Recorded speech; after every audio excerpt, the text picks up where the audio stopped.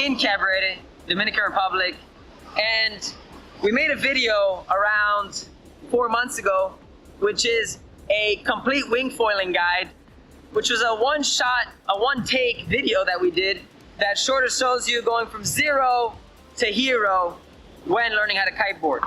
Or sorry, not kiteboard, wingfoiling. I was kiteboarding today though. So with that video though, I wasn't able to show you every single thing in all detail because it was a one-shot video and we wanted to get the point across in under an hour. The one question I've been receiving is about hand position on the wing. I did briefly mention it, though I'm gonna go back to this topic because it is a topic to be spoken about. Just like anything, whether it's in kiteboarding and wingfoiling, there's no one way to do something in reality. You can do things all types of different ways because nothing is really set in stone. Now, some things might be more efficient than others. That's a different story. And also some things might be more comfortable to one or to another, and that's another story as well.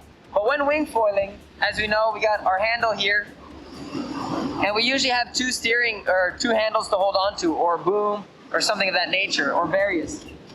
But when you're holding the wing, the most common and natural position for most people is an overhand grip. An overhand grip is I'm going over the handle with my hand. All right? So I don't know if you can see that in the video, but I think you can. So this is an overhand grip. And also my backhand. So this is the most common way. Though, sometimes in a video, you might see people holding the handle with a reverse grip, so an underhand grip, where they might be using this riding or even to get going.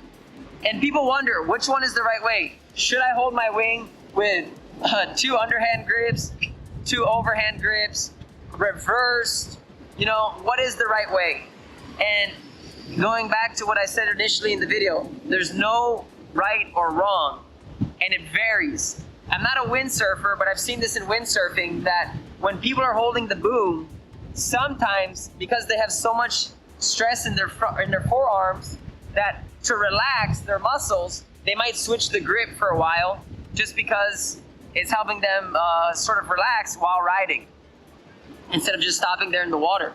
But for us, whenever we're on the beach, whether we're trying to get up and going or whether we're at an advanced level, in the advanced levels, you might be using an underhand or a reverse grip whenever you want to relax when you're riding, just to change it up a little bit.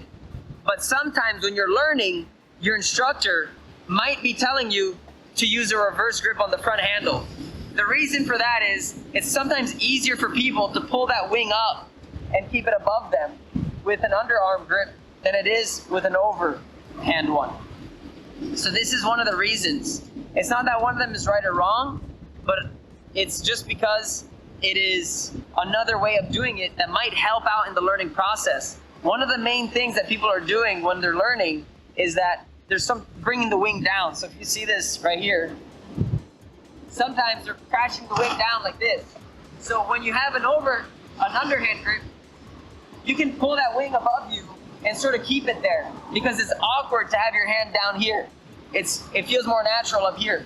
So this helps out people who are struggling with keeping the wing up in the air to keep it up in the air essentially.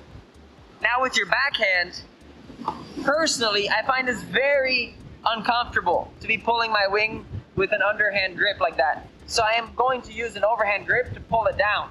It's just more natural. Now, if you're riding and you're relaxing and you're maybe with a reverse grip, okay, that's a different story.